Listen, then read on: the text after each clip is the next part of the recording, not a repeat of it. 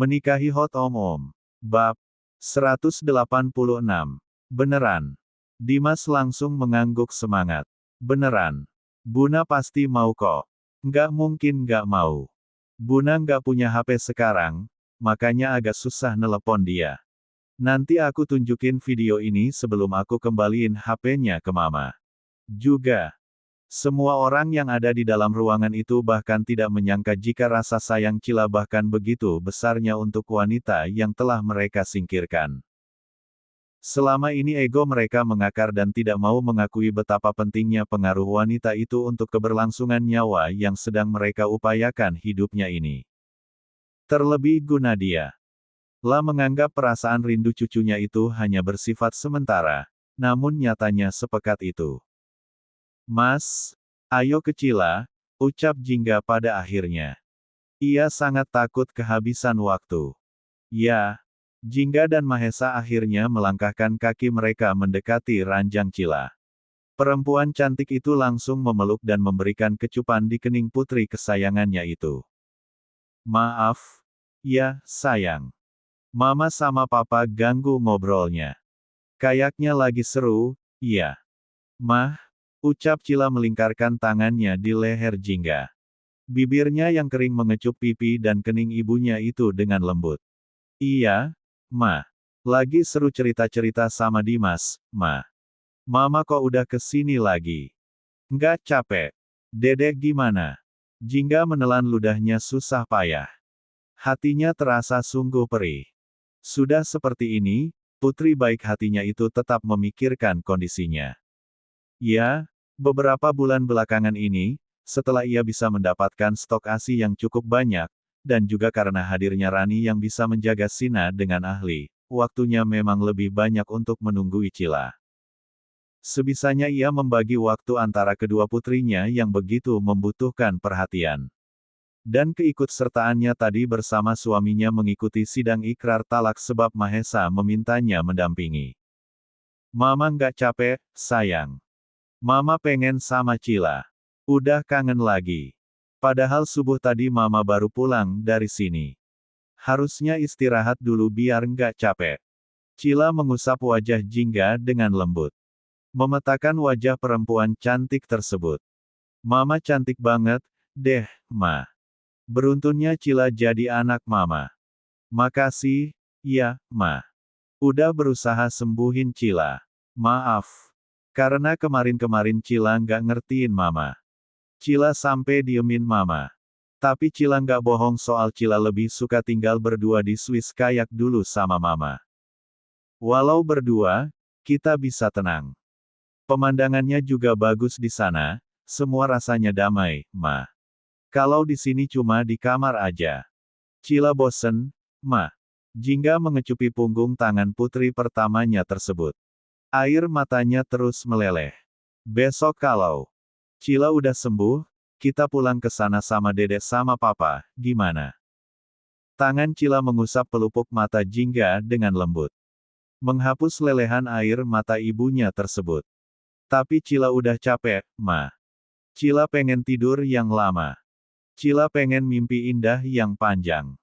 Biar nggak ngerasain sakit-sakit lagi. Air mata itu semakin meleleh. Capek banget, ya, Nak. Tanya Jingga sesenggukan. Mama peluk terus Mama dongengin kayak biasa ya. Abis itu Cila istirahat dan bobo. Sore Mama bangunin lagi Cila buat makan sama minum obat. Gimana? Cila menganggukkan kepalanya pelan. Menyetujui usulan ibunya.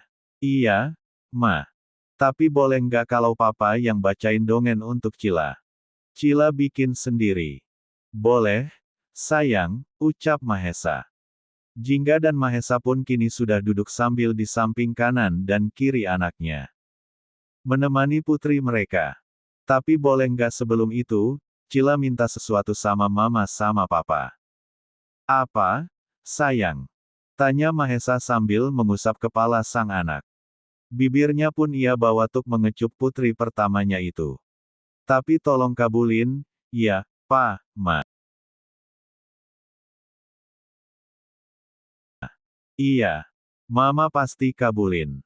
Bisa itu masih bisa Mama jangkau. Pasti Mama lakukan, sayang.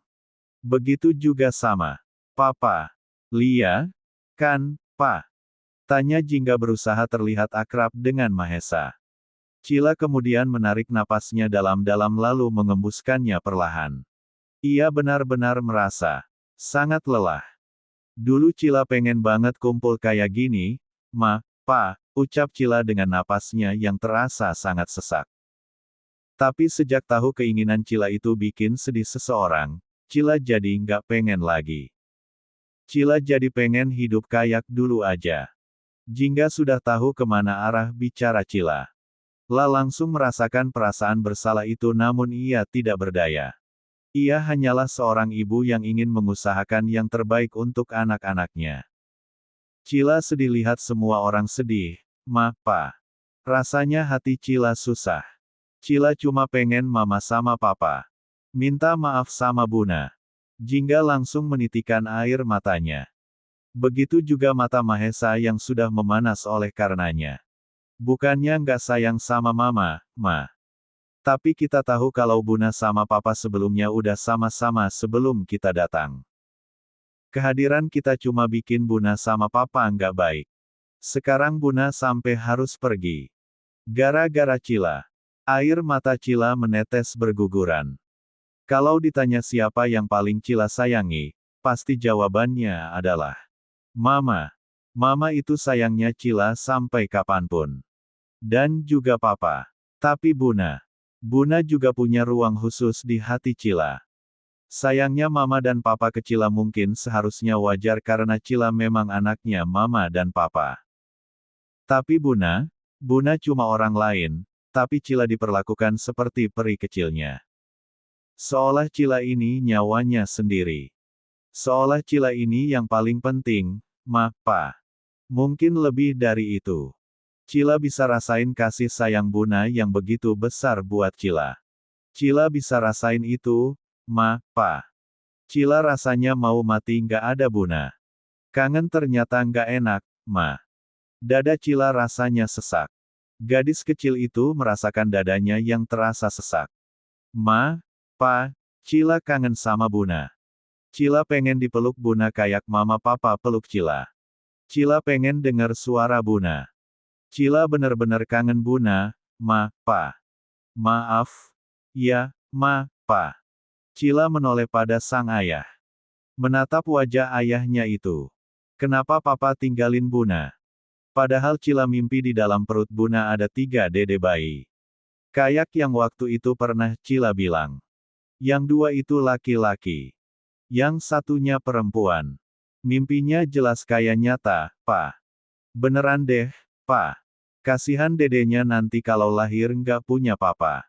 Mahesa langsung tertegun mendengar ucapan Cila. Perasaannya berkecamuk tidak menentu. Ia pun bisa merasakan apa yang Cila rasakan. Namun Widya terus menyangkal.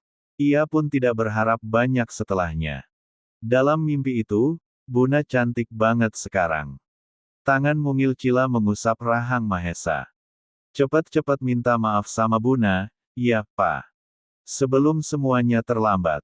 Biar Sina nanti bisa main sama kembar. Cila titip adik-adik Cila sama Papa, ya, Pa. Bilang ke mereka, Cila sayang banget sama mereka. Mama Indah yang sudah tidak tahan itu pun hendak melangkahkan kakinya pergi. Namun Papa Gunadia langsung mencekal tangannya. Mau kemana kamu Indah? Tanya Papa Gunadia seolah tahu apa yang ada di dalam pikiran perempuan itu. Kamu nggak lihat betapa tersiksanya cucu kamu pengen ketemu Widya. Mama Indah menyentak tangan Papa Gunadia lalu melangkahkan kakinya pergi keluar ruangan. Tentu saja lelaki parubaya itu langsung mengikutinya. Ia khawatir istrinya melakukan tindakan tanpa seizinnya. Kamu mau telepon siapa, Indah? Desis Papa Gunadia ketika melihat istrinya menempelkan ponselnya di samping telinga. Aku mau telepon keluarganya Widya, Mas. Kita harus minta tolong biar Widya datang ke sini. Kasihan dia. Dia sampai kesiksa seperti itu karena kangen sama Widya. Papa Gunadia langsung merampas paksa ponsel istrinya tersebut lalu menyimpannya. Jangan gila kamu. Kamu nggak tahu betapa mereka nggak mau lagi berhubungan sama keluarga kita.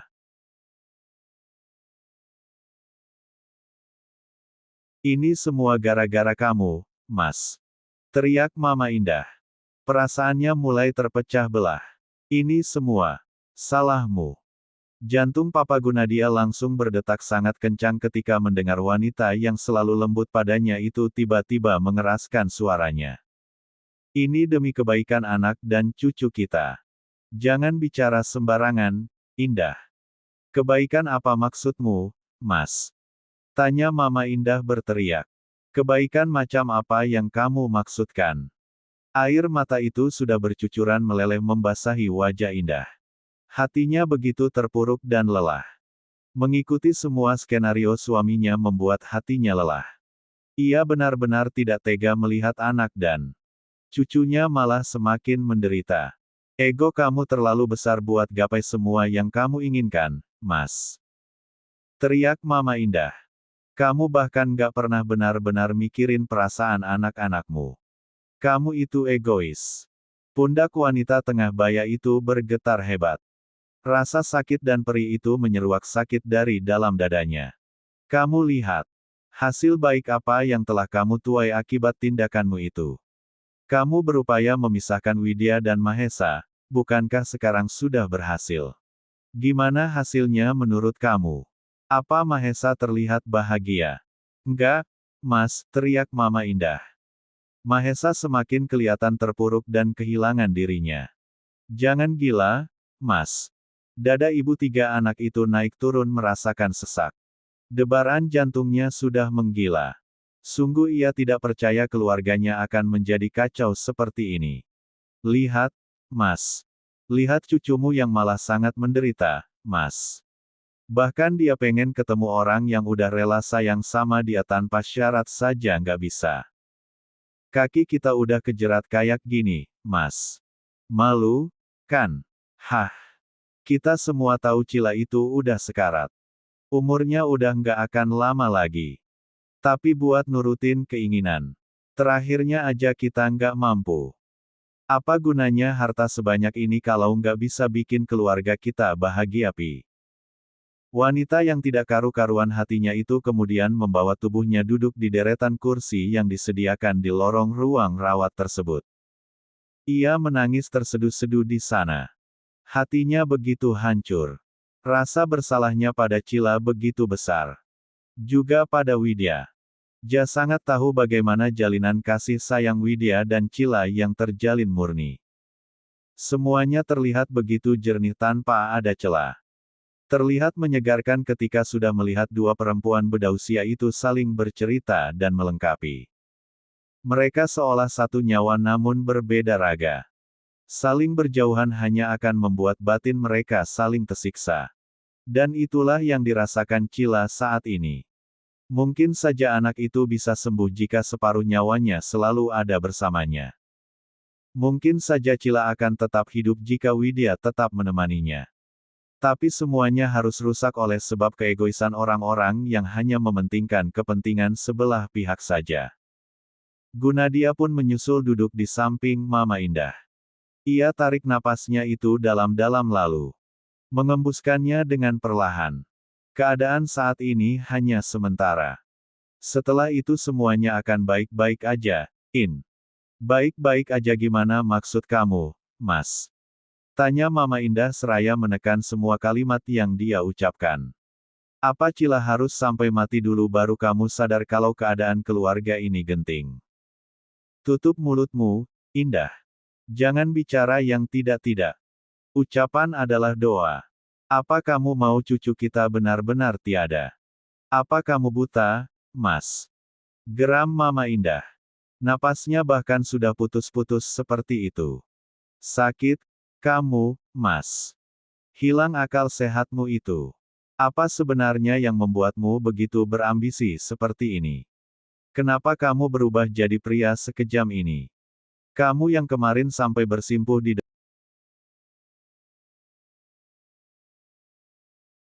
depan Widya minta dia buat sembuhin Cila. Tapi sekarang apa yang kamu lakukan? Kamu berusaha membuang orang yang bahkan udah bikin kehidupan anak kamu kembali hidup.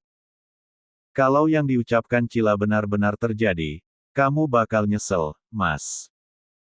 Kamu bakal nyesel udah buang Widya yang lagi hamil karena kamu juga buang cucu-cucumu sekaligus. Kamu itu orang yang benar-benar nggak tahu terima kasih. Orang tua macam apa kamu? Kamu yang udah menghancurkan semua kehidupan anak-anakmu. Kamu hancurkan Ranti. Sekarang kamu hancurkan Mahesa. Beruntung Anggi dapat seseorang yang sesuai dengan pilihanmu, kalau tidak, apa kamu akan menghancurkan mereka bertiga? Mama Indah beranjak dari tempat duduknya. Kembali masuk ke dalam ruang rawat Cila. Di sana, Anggi, Ranti dan Eyang Sastro sudah berada lebih dekat dengan ranjang Cila. Mereka mengerubungi anak kecil itu. Sayang, ucap Mama Indah lembut. Mahesa pun bergeser memberikan ruang untuk sang mama. Mana yang sakit, nak? Cila mengusahakan senyuman di wajah pucatnya. Nggak ada yang sakit, Yang. Cila cuma pengen tidur, Yang. Tapi nunggu papa dongengin Cila. Cila menyandarkan kepalanya di pundak Mama Indah. Cila boleh minta tolong nggak, Yang? Minta tolong apa, nak? Tanya Mama Indah lembut. Pasti Eyang tolongin. Makasih, Yang. Tolong ambilin kertas yang ada di dalam laci lemari deket Eyang.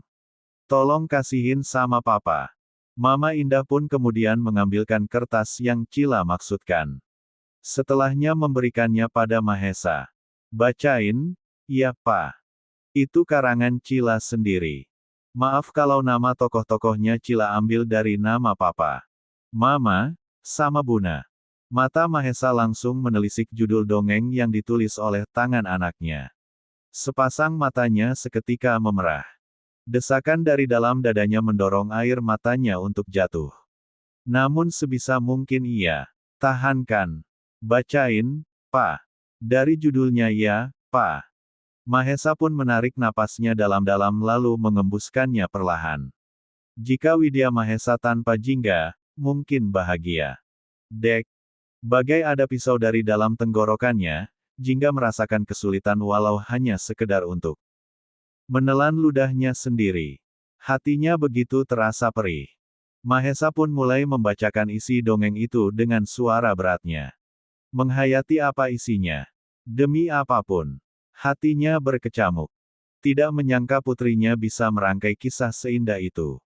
Hingga di penghujung cerita, terlihat Cila yang sedang menarik dalam-dalam napasnya. Menghembuskan.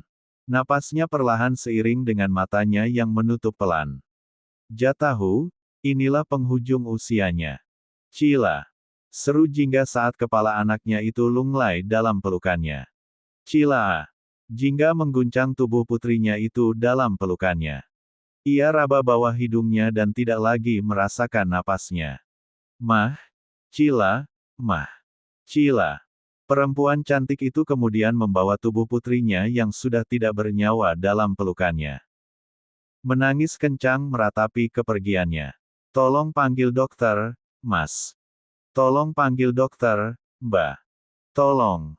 Dimas yang menyaksikan bagaimana kepergian sahabatnya langsung memeluk susternya sambil menyimpan wajah di sana. Air matanya langsung mengalir begitu saja karena kesedihan yang dia rasakan. Sus. Sabar. Ya, Dim. Kita doain aja. Dimas pun mengangguk. Menangis dalam pelukan perawat pribadinya tersebut. Tidak lama kemudian, orang kepercayaan Anggun itu membawa Dimas keluar dari ruangan itu dan membawanya pulang. Rumah